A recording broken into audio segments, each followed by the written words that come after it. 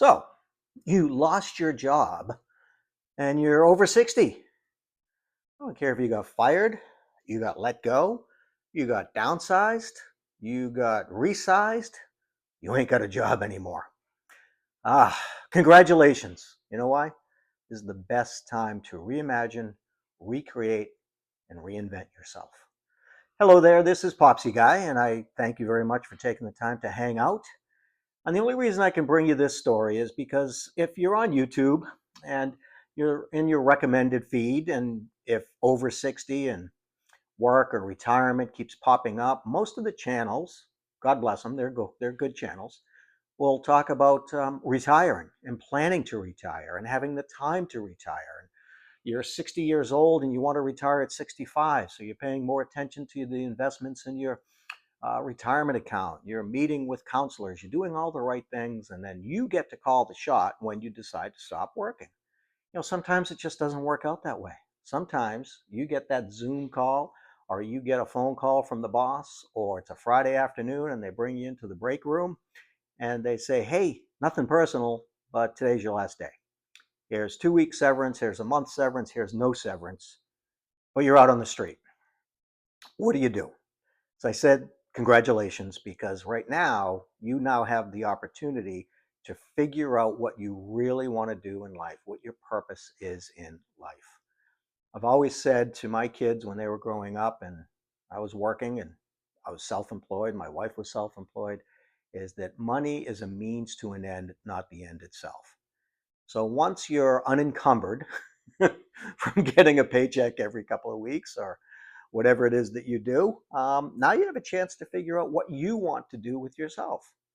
But there are some pitfalls. So if you've just lost your job, again, congratulations. I am sorry because I've been through it twice over the last couple of years. And there is a time of mourning. But there are a few things that you want to make sure that you avoid during this time period so that you do bounce back stronger than ever. The first thing I would recommend that you try to avoid doing, and it's very difficult, is to avoid taking it personal. I know that if you're in a situation where you worked for a company for many years and you felt like you were an indispensable cog in the machine and this company just couldn't run without you, and I can't even imagine them ever coming to me and saying you're fired or you're laid off or you're let go or you're downsized, and then it happens, guess what? The first Monday morning that you're not in the office or you're not at that work, at that job, it's going to continue to go. That's what businesses do. So if you are going to be successful in this transition, don't take it personal. Try to avoid thinking that the boss was just thinking about you all the time and how they could probably just get rid of you and the company would do better without you. Uh, that's not how it works. It's not how it works. Having been laid off, having been fired, having been downsized over my many years of working, I've come to the realization that people don't think about you as much as you think they do. So once you have that realization tucked away in your mind and you can realize that your self-worth is not tied up in what you do for a living, then that frees you up to recreate yourself. And I've done it on a number of occasions. I'm doing it right now. If you've watched any of my previous videos, what you've found out about Popsy Guy is that I'm 62, even though I look a lot older. As I said, the camera adds 10 pounds and a few chins. Um, life is not over once the paychecks stop coming in. I've got the opportunity to do a few things that I didn't have time to do before. My wife and I are both part-time employed, even though we're over the age of 62. We've both decided to draw on early Social Security, which I know is a bugaboo for many of you who hate the thought of taking Social Security at 62 because you're giving up all that money. That's not the case in every situation, as I mentioned in a previous video. But it allows us to do something that we didn't have the time to do before, which is to call our own shots. And by being part-time self-employed, we can just go in and tell our employers, hey, we're not going to be here on these dates. We don't have to worry about paid time off. We don't have to worry about projects that are being left undone or phone calls that need to be made. We just give them a week's notice and say, hey, we're going to be gone for 4 or 5 days. We're going to go visit the grandkids and go and not worry about it. and know that the business is going to continue even if we're not there. So it's very freeing. The second thing that I think you should pay attention to is if you're looking to go back into the workforce full time because you need the money, that's completely up to you. But as a late boomer, I'm 62, born in 62. I'm right on the cusp of Gen X and boomer. I consider myself more of a boomer. Um, don't rely on the same search skills and job hunting things that you grew up thinking work. They don't work anymore. Not in the age of AI, not in the age of technology and software that will spit your resume back into the pile before you even get a phone call. Don't rely on those things. Rely on your network. Rely on people you know. And along the lines of not taking it personal, make sure you talk to people. Because at this age, if you lose your job, you think it's a stigma, right? We didn't grow up in a time where we had 10, 12, 15 jobs by the time we were 30 or 40, which is seeming to be the case now with folks. And they have no problem quitting a job. I can tell you right now, they have no problem not showing up for work. You know, where you and I grew up, it's like you better have either a really good excuse, like you lost a limb over the weekend, or something bad happened that you didn't show up for work. Those times are gone. We still have that work ethic, but it's not valued as much in today's workforce as it used to be. I think that might change. I think there's a pendulum that is going right back from where we were to where we would like to be when we were growing up. So don't rely on getting on the internet, whether it's LinkedIn or Indeed, or if, I don't even know if Monster and Career Builder are still around, and just looking for jobs and taking the resume that you put together 5 years ago in the hopes that, if you ever lose your job, you can just find another one, and blasting it out there. It ain't going to work. So do something that makes you feel uncomfortable. Talk to people. Let them know what's going on. You'd be surprised at the amount of people who understand what you're going through, whether they've been through it themselves or not, or they know somebody. If they are a friend, that's your network, they will want to help. So don't take it personal. Rely on your network, and don't rely on the tried and true ways that we used to use to find a job. All right. So you can't find a job. What do you do? Well, you most likely have already done this, but if you haven't, don't shy away from it. Take a look at your cash flow. Take a look at where the money's coming from and where it's going out. And like a business, you've got to cut expenses. That's the reality. If you were living a certain lifestyle while you were working full time, unless you're independently wealthy or you've got money coming out of your pores, cut back for the meantime. If you're over the age of 59 and a half, you can tap into your retirement accounts without a 10% penalty, but I would avoid that if you can. Maybe you had savings to lean on, maybe you didn't. Maybe you just kept living life like the job would never end and you'd be the one to be able to determine when you retire. But take a look at your cash flow, take a look at your finances. Don't be surprised, and look at all the things that you're spending money on and try to decide, okay, what can I cut back on right now? If you got a Netflix and YouTube Premium, or all these memberships that were just being drafted out of your account, you forgot all about them. Go back and take a look at them. You can always cancel and renew. You can always get back into these things. They're not lifetime commitments. Shop a little bit more frugally. If you were more high end, it's okay to drop down a little bit. My wife and I, we do all our shopping at Aldi's for groceries and Walmart.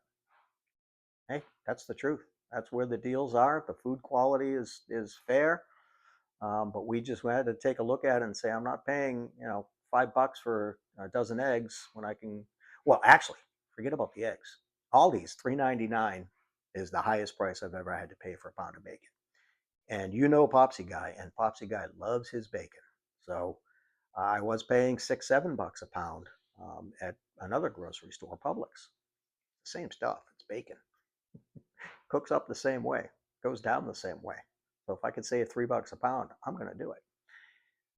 Those are some of the things that you should be able to do. But when it comes to recreating yourself, there's passions that you have, there are things that you love to do that you just haven't had the chance to do. And find out what they are and do them. And I know that's easy to say. If you are on YouTube, you hear this all the time. If you're searching YouTube creators or should I start a YouTube channel, go ahead and do it. I did it. I didn't do it to make money. If I make money, that's awesome. I did it because I thought, you know what? I have some things that I'd like to share with people in my age group, maybe develop a community, maybe learn from people. Because, another mistake that we have a tendency to make when things don't go our way is we isolate. And that's very difficult to learn when you're all by yourself. You're in your own little personal echo chamber, and everything you say, you agree with. And you're afraid to go out and express your opinion because what happens if somebody doesn't agree with my opinion? So what? I said it in a previous video. Opinions are like armpits. Everybody has one and it stinks. Not necessarily true. You should value opinions, but going back to rule number one, don't take it personal. Don't take it personal. People are not thinking about you as much as you think they are. And once you free yourself of that and you start reaching out to people, then your life changes. So, again, I'm sorry to hear that you lost your job, but congratulations. This is actually the best time for you to reflect, to think about who you are, because you've got more years behind you than you do ahead of you. Your health will start to deteriorate. This is just the reality. We're human beings, our bodies start to deteriorate. It's so funny when I hear people say, I can't believe my knees hurt, or my shoulders hurt, or my back hurts. Well, dude, you're 62 years old. You know how many times you've flexed your arm? You know how many times your heart has beat? You know how many times you've flexed your hips? And we have the audacity to say, I can't believe it doesn't work like it used to. I always use the example of cars, right? People are like, oh, I would never buy a car with over 50,000 miles on it. Come on. Cars are designed to go well over 100,000 miles, but they only last 5, 6, maybe 10 years, and we get a new one. Our bodies get beat up more than our cars do, and we're surprised when we can't do the things that we used to do. So get a grip. Understand that those things are going to change. That's part of human nature.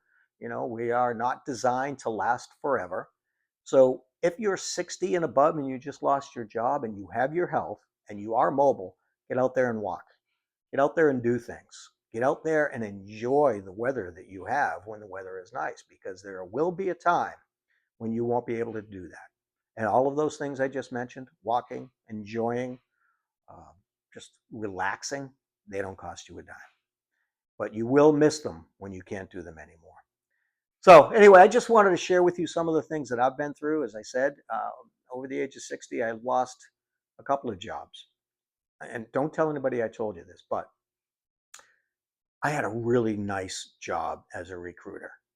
It was a remote job. I was making good money. I was earning uh, paid time off. I had 4 weeks to start with. They paid for my health benefits. They contributed to my 401k. People that knew me, because I've been self-employed most of my life, I would brag, hey, I just got a real big boy job.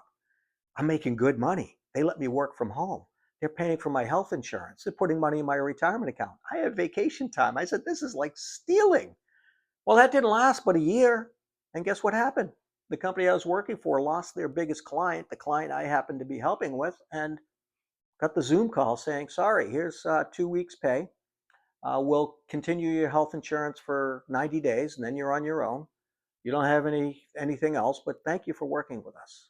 And that was right before Thanksgiving a couple of years ago.